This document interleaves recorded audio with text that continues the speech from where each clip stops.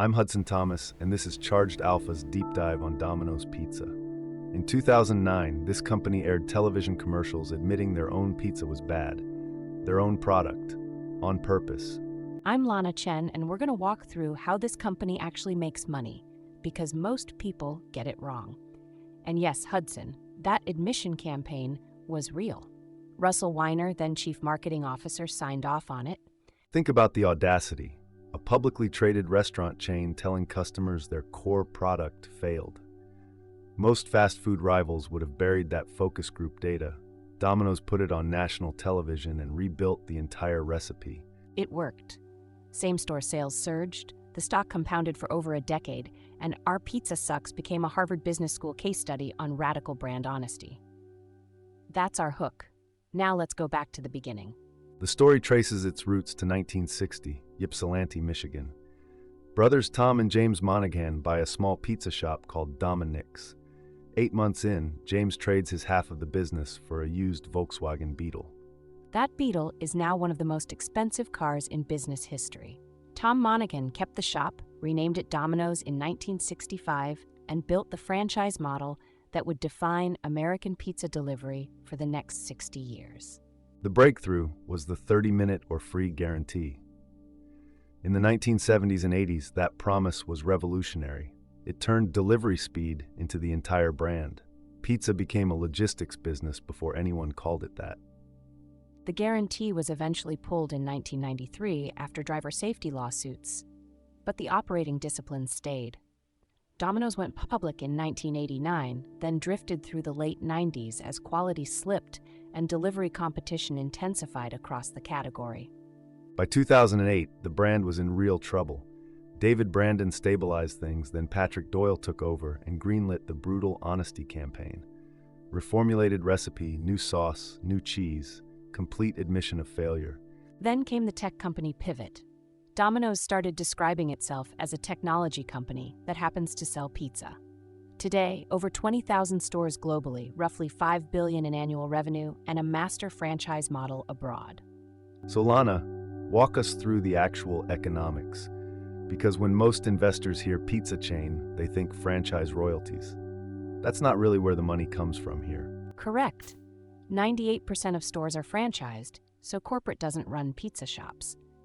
The royalty stream matters, but the real profit engine is something most retail investors completely miss: the supply chain segment. This is the part that took me a while to internalize. Domino's owns and operates 26 supply chain centers across North America. Those centers sell dough, cheese, sauce, and equipment directly to franchisees at a margin. That's where the bulk of company profit actually originates. Franchisees are essentially captive customers, buying ingredients from corporate every single week. It's a vertically integrated wholesale business hiding inside what looks like a restaurant chain. Then layer on the digital stack. Over half of US orders come through digital channels. The website, the app, the Anywhere platform that lets you order from a smartwatch or smart TV. Digital orders feed a data flywheel.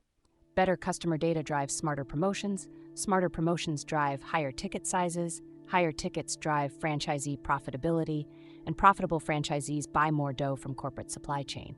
The loop reinforces itself. Carryout economics deserve attention too. Carryout has been growing faster than delivery, and franchisees actually prefer it because there's no driver labor, no insurance exposure, no fuel cost. Margin per ticket is meaningfully higher. Internationally, the model is lighter touch. Master franchise partners like Domino's Pizza Enterprises in Australia or Jubilant Foodworks in India run their own regions. Domino's collects royalties without the supply chain capital intensity. Which brings us to the leadership. Russell Weiner became chief executive in May 2022, and his story is genuinely tied to everything we just described about the turnaround.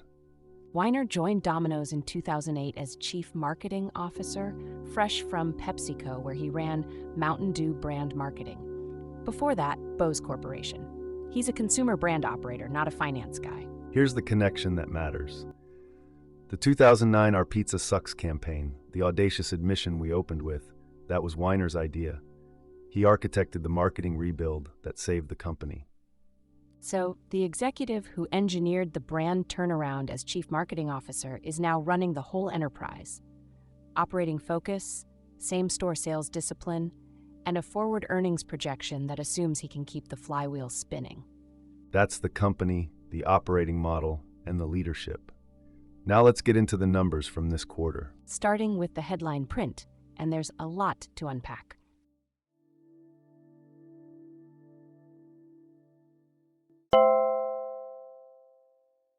Welcome back to Charged Alpha. Picture a franchise machine printing $654 million in trailing free cash flow. 21,000 stores worldwide. The dominant pizza brand on the planet, trading at 52-week lows. That is Domino's Pizza right now. Ticker DPZ, $329.81 a share, down 34% from a recent high near 500. The market is treating this like a broken story. And the trigger was a 13-cent EPS miss with a soft same-store sales print. 13 cents wiped out roughly $1.25 billion of market cap in one trading session on March 22nd. The reaction looks excessive on the surface, but 2 consecutive quarters of sub-1% U.S. same-store sales is the actual signal. The question isn't whether DPZ is cheap, it's whether the trend is structural. So that's the tension we're unpacking today. Buying opportunity at 16.8 times forward earnings or value trap with a $5 billion debt load. Let's work the numbers and figure out which side has the better case. Either way, this is a stress test of the franchise compounder thesis. If the most digital pizza chain on earth can't hold comps above 1%, every quick-service royalty model deserves a hard second look. Start with what actually happened on March 22nd. Domino's reported Q1 EPS of $4.16 against a $4.29 forward EPS projection. That's the 13-cent miss that started the slide in the stock. Revenue came in at $1.15 billion versus $1.18 billion expected. A $29.4 million shortfall, but still up 3.5% year over year from $1.112 billion a year ago. The stock dropped 10.3% that day and closed at $329.81. That puts it just barely above the 52-week low of $329.23, effectively at the floor of the entire range. And the high was $499.08 back in mid-2025, so we are looking at a 34% drawdown from peak. For a defensive franchise stock, that is a real dislocation if fundamentals hold. The miss itself isn't catastrophic if you isolate it. EPS of $4.16 versus $4.29 is a 3% shortfall. Revenue light by 2.5%. These are not numbers that normally crater a defensive name.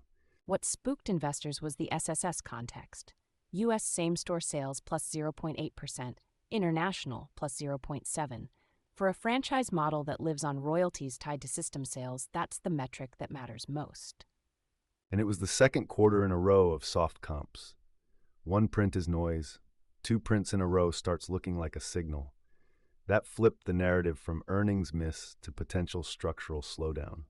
Quick context on the company itself. Domino's traces its roots to 1960 in Ypsilanti, Michigan. From a single shop to 21,000 locations across more than 90 countries today. Largest pizza company on the planet by global retail sales. And critically, it is roughly 99% franchised. The corporate parent does not really run pizza shops day to day. It runs a royalty engine, a supply chain network, and a brand. That structural choice is the entire thesis. 3 reporting segments: U.S. stores, international franchise, and supply chain. The supply chain segment is the one most investors overlook. It sells dough, cheese, and equipment to franchisees and provides genuine margin stability. Then the digital flywheel. 35 million active loyalty members in Piece of the Pie rewards. 85% or more of orders come through digital channels. They own the customer data, not the third-party aggregators. And Russell Weiner has been CEO since May 2022. Former chief marketing officer who ran the Oh Yes We Did campaign. His current framework is called Hungry for More. 4 pillars covering food, service, value, and franchisee energy. Weiner is a marketing-trained operator running a logistics and royalty business. That hybrid background matters. Domino's competes on brand affinity at the consumer layer and on unit economics at the franchisee layer simultaneously. Both jobs need attention. Open up the business model, because this is where DPZ is genuinely different. Corporate earns roughly 6% royalty on every dollar of franchisee system sales, plus margin on supply chain shipments to those same franchisees. It is a capital-light cash machine by design. Franchisees fund the real estate, the build-outs, and the labor. Corporate's job is brand stewardship, technology, and pumping ingredients through the supply chain network at decent margin. And then there is fortressing. Domino's deliberately densifies markets, adds stores in cities where it already has presence to shrink delivery radius. Faster delivery, hotter pizza. Each new store cannibalizes a bit but expands total capacity. That strategy is exactly why book equity is negative $3.9 billion. The capital sits on franchisee balance sheets, not corporate. Negative equity is not distress here. It is the design specification of a leveraged franchise compounder. Compare that to Pizza Hut under Yum Brands or Papa John's. Yum is also heavily franchised, but Domino's has gone further down the leveraged recap path. Papa John's, ticker PA, runs a similar franchise structure but is steadily losing share. Then the loyalty layer on top. Emergency Pizza is the central mechanic. Order anything, get a free pizza on a future visit.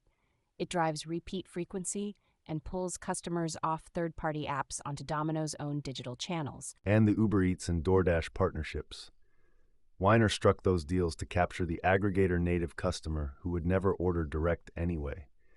Incremental volume, even after the commission split, has been accretive to system sales, according to management. But the supply chain segment is the hidden gem of the model. It runs at meaningful contribution margin and grows roughly in line with system unit count.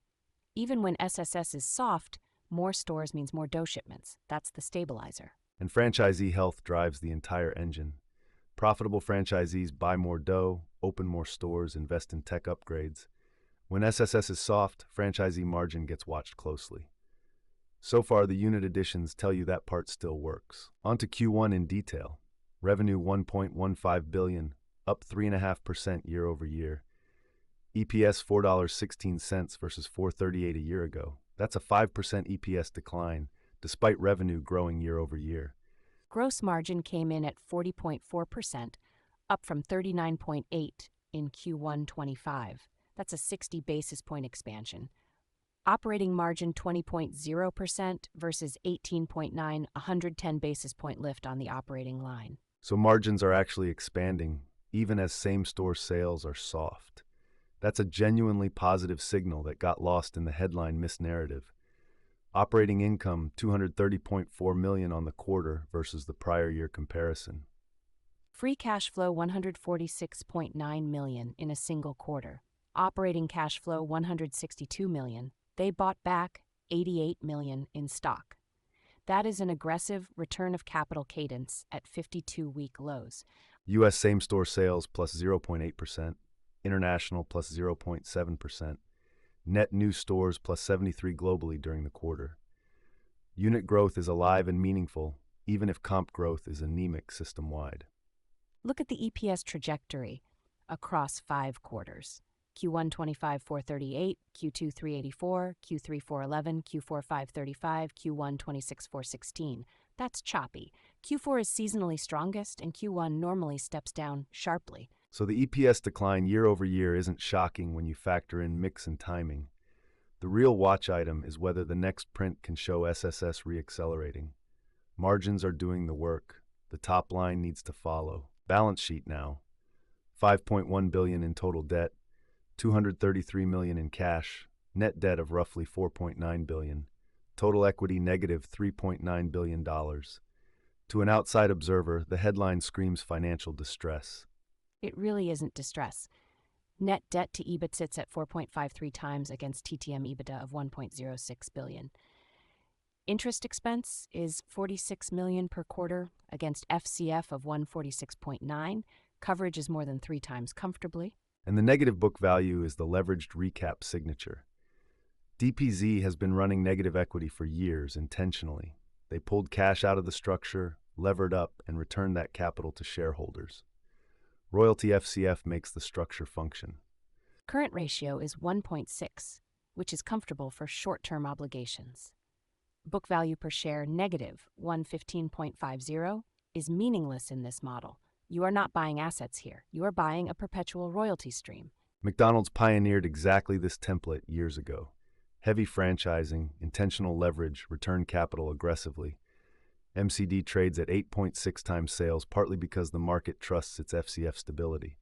DPZ is asking for similar trust at 2.2 times sales. The actual breakage scenario is a prolonged SSS decline that compresses system sales and royalty income for multiple quarters. If FCF drops 20 or 30% and stays there, the leverage becomes a serious problem fast. That is the only real risk. Margins deserve their own section because they are the most underreported piece of this print. Gross margin 40.4 versus 39.8 a year ago. That is pure mix shift and supply chain efficiency showing up in the financials. Operating margin 20.0 versus 18.9, 110 basis points of expansion in a quarter where revenue grew only 3.5% year over year. That's real operating leverage on the cost base, not just price taking. Where is it actually coming from? First, mix shift toward digital orders, which carry better unit economics than phone or walk-in. Second, supply chain operating leverage as franchisee unit count grows. Third, franchisee pricing power filtering up into royalties. EBITDA margin is 15.7 on the reported quarter, but that's depressed by interest expense flowing through. TTM EBITDA margin is 21.5%, which is closer to the true unlevered economic margin of the underlying business. The takeaway from margins: if margins keep expanding and SSS stabilizes anywhere near 2%, the earnings model compounds nicely. The problem isn't profitability at all. The problem is the top-line growth signal investors watch every quarter. Now, peer comps. DPZ trades at 2.2 times sales versus Yum Brands at 4.8, QSR at 3.6, McDonald's at 8.6. On price to sales, DPZ is the cheapest pure-play franchise quick service operator in the universe. But context matters here. Papa John's trades at 1.2 times sales and is losing share with negative SSS. That is not a comp, that is a warning. Chipotle at 7.5 times and 12% growth is a different category entirely. On forward PE, DPZ is 16.8 times, McDonald's is roughly 22 times, Yum is roughly 22 as well. So DPZ trades at a 5-turn discount to the franchise peer set despite arguably superior digital infrastructure. Here is my pushback. 2.2 times sales sounds cheap until you load on $5 billion of debt against the enterprise. Enterprise value to EBITDA is 16.4 times. That isn't a screamer. The capital structure has to be priced into the multiple. Fair point. But the EV/EBITDA gap to Yum at 18 and MCD at 19.5 is still meaningful. The question is whether the SSS softness justifies a 2-turn discount or whether this is a temporary derating that mean reverts later. And dividend yield matters here too. DPZ pays $7.21 annually, a 2.2% yield with a 40% payout ratio. Add the buyback yield around 2.4%. Total shareholder yield approaches 5% at this price. 5% total yield on a franchise compounder is not nothing. That floor exists even before any multiple expansion. It's part of why Bank of America stayed by. The cash returns argument doesn't require SSS to re-accelerate aggressively to work out. 5 catalysts to track from the data. First, USSS recovery back to the 2 to 3% range. That's the single highest leverage variable on the case. Hungry for More and Emergency Pizza are the company's stated tools for getting there. Second, international unit expansion runway. DPZ has talked publicly about a credible path from 21,000 to 40,000 locations long term. That is nearly doubling the footprint over a decade, mostly outside the United States in emerging markets. Master franchisees do the heavy lifting in those markets. Jubilant Foodworks in India is the textbook example. They fund the build-outs. DPZ collects royalties at low capital intensity. Capital-light international growth makes the 40,000 store target plausible. Third, the digital and loyalty flywheel keeps spinning. 35 million members, 85% digital order mix, fully owned customer data. Each percentage point of mix shift toward owned channels lifts blended margins and reduces aggregator dependency. Fourth, the aggregator partnerships proving accretive. The early read on Uber Eats and DoorDash is that they are pulling customers Domino's wouldn't otherwise capture through direct channels. Even after commissions, the system's sales pickup is real and measurable. Fifth, the FCF yield itself. $654 million in TTM FCF on an $11.09 billion market cap is roughly a 4.7% free cash yield. That is compelling for a franchise model with minimal reinvestment capex. The unit economics on a new international store are the underrated piece of this. Low franchisee capex, fast payback period, and DPZ collects royalty plus supply chain margin in perpetuity. That math compounds quietly over a decade of build-out. Now risks, 5 of them, weighted toward the most important. First, U.S. SSS stagnation. 2 consecutive sub-1% quarters is the trend that matters most. If Q2 prints another 0-point-something comp, the structural versus cyclical debate gets very loud. Second, aggregator dependency. Uber Eats and DoorDash bring volume, but they extract commission and own the customer relationship inside their apps. If that channel becomes a larger share of orders over time, real margin pressure follows on a permanent basis. Third, the balance sheet itself. And I want to put real weight on this one. $5.1 billion of debt and negative equity is fine when FCF is steady.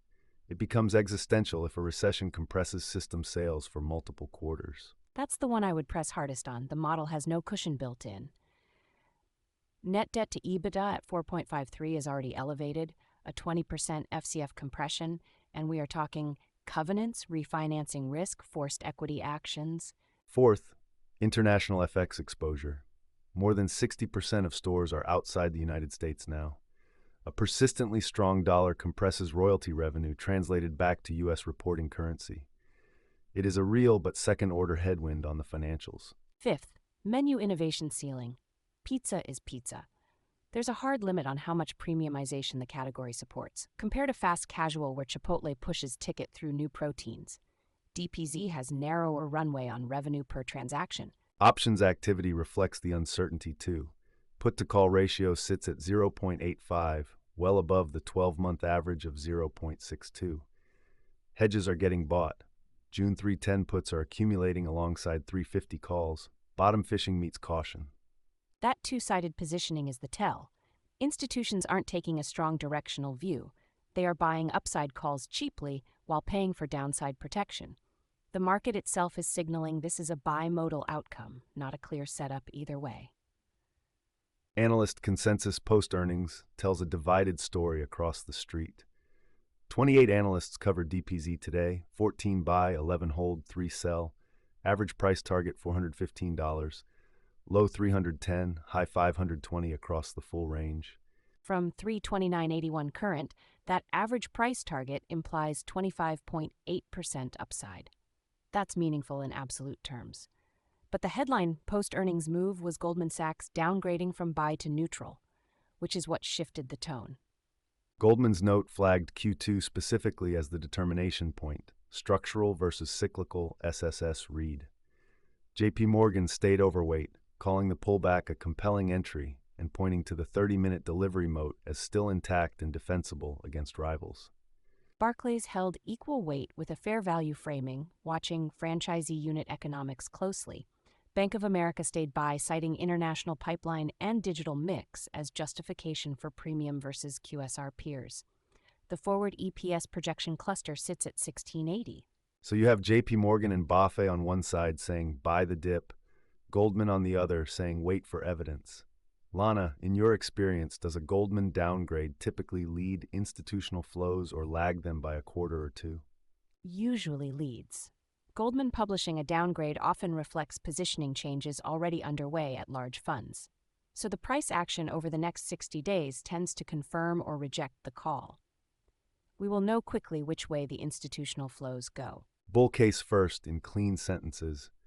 World's largest pizza franchise at 18.9 times trailing earnings, 16.8 forward, 34% off recent highs, 4.7% FCF yield, margins expanding 110 basis points, international runway to 40,000 stores. Bear case in equally clean sentences. SSS is the only number that matters for a royalty-driven franchise model. 2 consecutive sub-1% quarters is a trend, not noise. $5 billion of debt has zero cushion. Goldman downgrades typically front-run institutional repositioning. The bull pushes back hard. Margins expanded 110 basis points in the same quarter. SSS was admittedly soft. Unit growth plus 73 globally. Buybacks of 88 million in the quarter. The operating story isn't broken at all.